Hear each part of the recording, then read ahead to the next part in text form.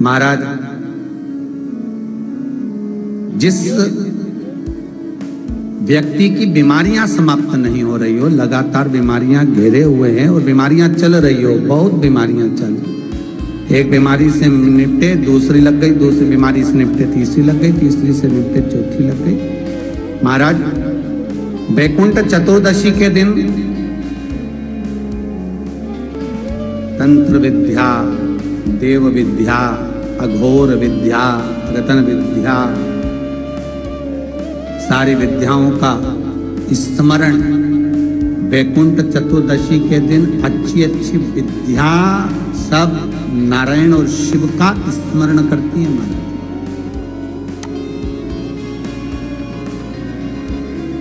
भगवान विष्णु और भगवान शंकर का स्मरण, अच्छी अच्छी विद्या। तो शास्त्र कहता है जिसको बहुत रोग हो, एक रोग मिटा दूसरा चालू, दूसरा रोग मिटा तीसरा चालू, तीसरा रोग मिटा चौथा चालू, चौथा रोग मिटा पांचवा चालू, बहुत रोग से ग्रस्त है। कुछ ना करिए, एक काम करिए, 7 काली मिर्ची लो, 5 लौंग लो और 5 बमोल के कांटे, बमोल के वृक्ष के जो कांटे होते हैं, अगर बमोल के वृक्ष के कांटे ना मिले तो गुलाब के कांटे ले लो।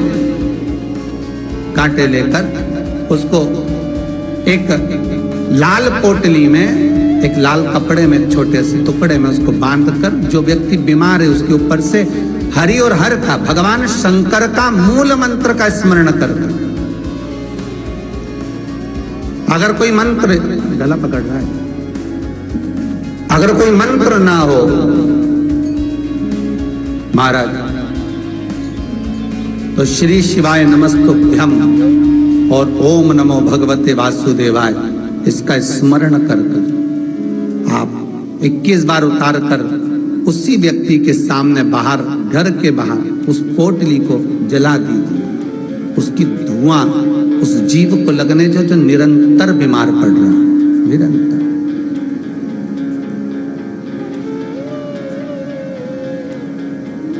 बीमारियां धीरे धीरे छूटने लगी,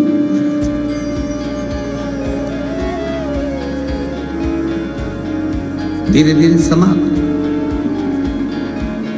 जिसको श्वास से जुड़ी हुई प्रॉब्लम रहती है, दमे से जुड़ी हुई प्रॉब्लम रहती है, श्वास की बीमारी रहती है, या महाराज दिन रात खांसी चल रही हो, श्वास से जुड़ी हुई परेशानी चल रही हो, उसके लिए निवेदन है 7 लौंग पीपल के पत्ते पर रख लीजिए और घर के बाहर 5 दिए घी के लगा दीजिए। जिस व्यक्ति को श्वास ज्यादा चलती हो, खांसी ज्यादा चल रही हो, दमा भरा रहा हो, उसके लिए वैकुंठ चतुर्दशी का ये उपाय अवश्य करिए। 5 लौंग या 7 लौंग या 11 लौंग या 21 लौंग, जितनी आप निरंतर एक एक लौंग कर कर खाना, जितने दिन आप खा सकते हैं, पीपल के पत्ते पर रख दें। और वैकुंठ चतुर्दशी का जो मूल मंत्र है, उस मंत्र को आप लिख लीजिए, उस मंत्र का स्मरण करिएगा। ओम हीम हा, उस पे ई की मात्रा, अम की बिंदी, हीम। ओम हरिणाक्षाय, हरिणाक्षाय नमः शिवाय। एक बार सब हमारे साथ में बोलें, ओम हीम ओम हरिणाक्षाय नमः शिवाय। बस इस मूल मंत्र जो स्कंद पुराण में वैकुंठ चतुर्दशी का मूल मंत्र कहा गया है, इस मंत्र का 21 बार स्मरण कर कर लौंग को उठा लें और उस लौंग को वापिस लेकर आ जाएं। एक एक लौंग कर कर सुबह या शाम में कभी भी खाना प्रारंभ कर दे, धीरे धीरे दमे की बीमारी में, खांसी में, श्वास में आराम मिलना प्रारंभ हो जाता है।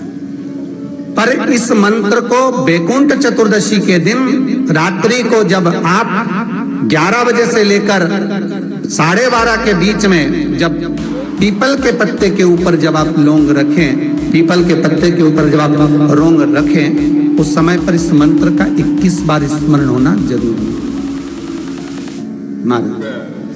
इस मंत्र को जप और यह मंत्र कोई साधारण नहीं है। फिर निवेदन करेंगे, ये मंत्र जीवन का सुख देने वाला है। मैं उनके लिए भी कहूंगा जिनकी नौकरी नहीं लग रही, सर्विस नहीं लग रही, बहुत तकलीफ में, बहुत कष्ट में,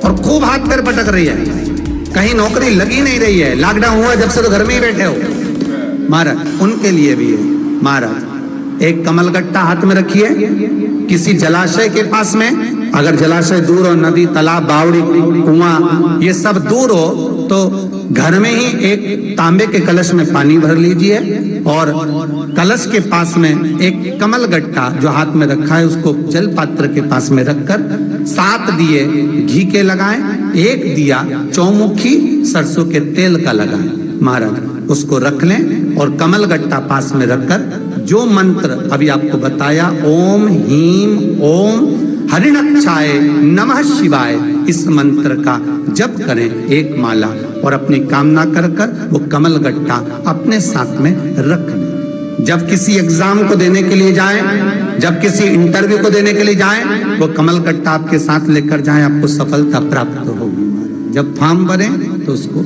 अवश्य, सहज नहीं है महाराज।